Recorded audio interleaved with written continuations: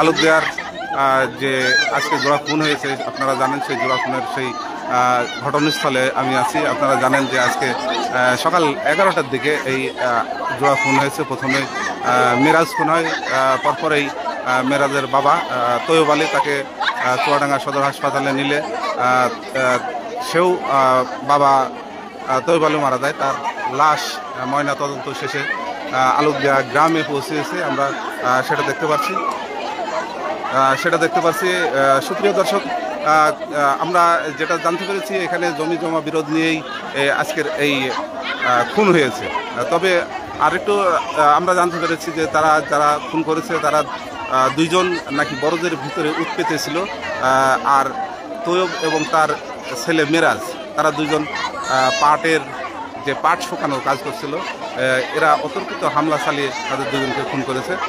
দর্শক, আপনারা দেখতে পাচ্ছেন এখানে আজকে যে আলুকদিয়ায় জোড়া খুন, সেই জোড়া খুনের আজকের যে দৃশ্য আমরা দেখছি, যে মানুষের মুখে যে একটা ছাপ, যে গ্রহের ছাপ, সেই জিনিসটা আমরা দেখতে পাচ্ছি। দর্শক, আমরা আরেকটু আগে আপনাদের তো লাশ আমরা দেখাতে পারবো না, যেহেতু রক্তমাখা যে লাশ, সেই লাশ আমরা দেখাতে পারছি না। তবে যে পরিবারের আহাজারি, সেই আহাজারি আমরা দেখতে পাচ্ছি, যে তাদের সন্তান হারা এবং যে পিতা হারা সেই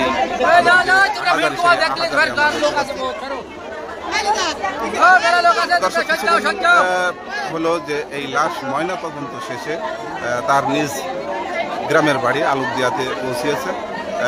আমরা দেখতে পাচ্ছি যে অনেক দূর দূরান্ত থেকে যে মানুষজনের আগমন, সেই আগমন দেখতে পাচ্ছি।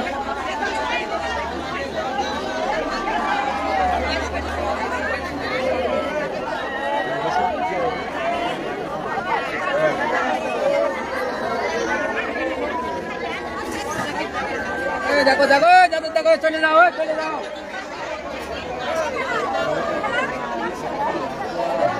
নিহত যে দুইজনকে নিহত করেছে, তারা যারা মেরেছে তাদেরকে দুইজনকে আটক করেছে চুয়াডাঙ্গা পুলিশ, সেটাও আমরা জানতে পেরেছি।